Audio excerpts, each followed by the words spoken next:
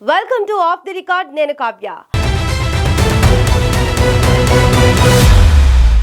Communist ఉద్యమ కేంద్రంగా అనేక చారిత్రక పోరాటాలకు పురిటిగడ్డగా గడిచిన అసెంబ్లీ ఎన్నికల్లో కాంగ్రెస్ కంచుకోటగా నిలిచిన ఆ జిల్లాలో కమల వికాసం సాధ్యమేనా?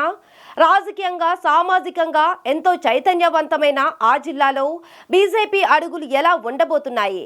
అధికారమే లక్ష్యంగా పావులు కదుపుతున్న భారతీయ జనతా పార్టీ ఆ జిల్లాపై ఫోకస్ పెట్టిందా? బీజేపీ మిత్రపక్షమైన జనసేన, పక్క రాష్ట్ర టీడీపీ మైత్రి బంధం ఈ జిల్లాలో కూడా కొనసాగుతుందా? మోడీ చరిష్మాను ఆ జిల్లా ప్రజలు విశ్వసిస్తున్నారా? ఆ జిల్లాలో బీజేపీ వ్యూహాత్మక అడుగులు అందుకేనా? తెలుసుకోవాలంటే ఈ స్టోరీ చూడాల్సిందే.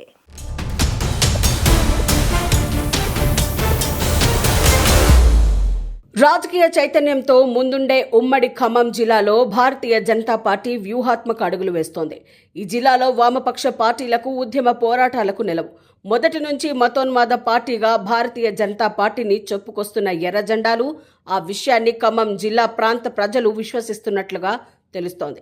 దీని ప్రభావంతో 2 దశాబ్దాలుగా దేశాన్ని శాసిస్తున్నా కూడా బీజేపీ ఈ జిల్లాలో ప్రజల్లోకి చేరుకోలేకపోతోందట. అందుకు నిదర్శనంగా 2023 డిసెంబర్లో జరిగిన శాసనసభ ఎన్నికల్లో బీజేపీతో పాటు బీజేపీ మిత్రపక్షమైన జనసేన పార్టీకి వచ్చిన ఓట్లు పరిశీలిస్తే ఒక్కరికి కూడా డిపాజిట్లు దక్కని పరిస్థితి నెలకొందట. కేవలం నోటాకు దగ్గరగా పోలైన ఓట్లతో కుదేలై అంతర్మథనంలో ఉందట. ఈ తరుణంలో దేశంలో మోడీ హవా కొనసాగుతోంది. మొదట్లో మోదీ పాలనను విశ్వసించని రాష్ట్రాలు ఆర్థిక సంస్కరణలు, విప్లవాత్మక నిర్ణయాల అమలుతో ప్రజల దృష్టిని ఆకర్షిస్తోంది. ఇక ఖమ్మం పార్లమెంటు పరిధిలోని 7 అసెంబ్లీ నియోజకవర్గాల్లో అసెంబ్లీ ఎన్నికల్లో పోలైన ఓట్లు ఒకసారి పరిశీలిస్తే ఖమ్మం జిల్లా బీజేపీ బలమెంతో తేటతెల్లమవుతుందని రాజకీయ పరిశీలకులు అభిప్రాయపడుతున్నారు.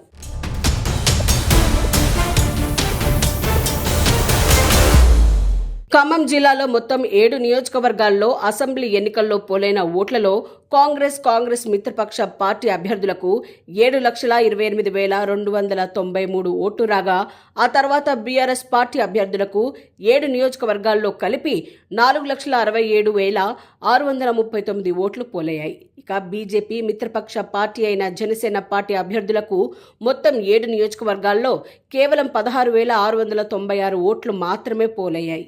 దీంతో 7 అసెంబ్లీ నియోజకవర్గాల్లో ఒక్కచోట కూడా కనీసం బీజేపీ ఓట్లను రాబట్టుకోలేకపోయింది.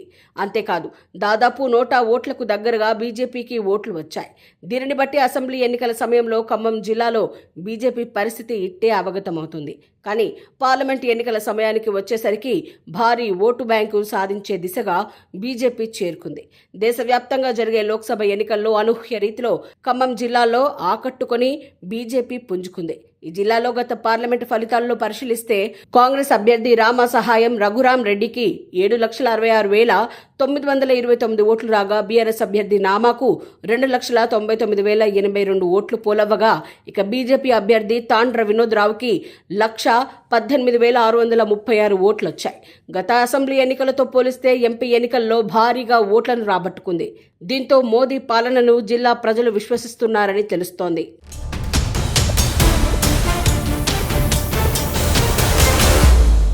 ఖమ్మం జిల్లా కమ్యూనిజం నుంచి కాషాయం వైపు అడుగులు వేస్తున్నట్లు తెలుస్తోంది.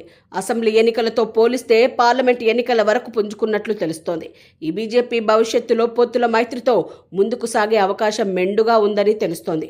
గత ఎన్నికల్లో ఉనికి లేని పార్టీ 1,00,000 పైచిలుకు ఓట్లను సాధించడం కూడా అందుకు నిదర్శనంగా మారింది. జాతీయ స్థాయిలో బీజేపీ, టీడీపీ భాయిగా అని ప్రకటించిన నేపథ్యంలో చెప్పుకోదగిన ఓటు బ్యాంకు కలిగి ఉన్న టీడీపీ ఖమ్మం జిల్లాలో స్థానిక సంస్థల సమరంలో బీజేపీతో కలిసి నడుస్తుందా లేదా అన్న అనుమానం వ్యక్తమవుతోంది.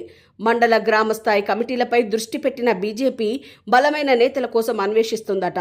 ఏది ఏమైనా స్థానిక సంస్థల ఎన్నికల్లో సత్తా చూపించే విధంగా బీజేపీ జిల్లాలో అడుగులు వేస్తున్నట్లు తెలుస్తోంది. చూద్దాం రాబోయే రోజుల్లో పరిస్థితి ఏ విధంగా ఉంటుందో.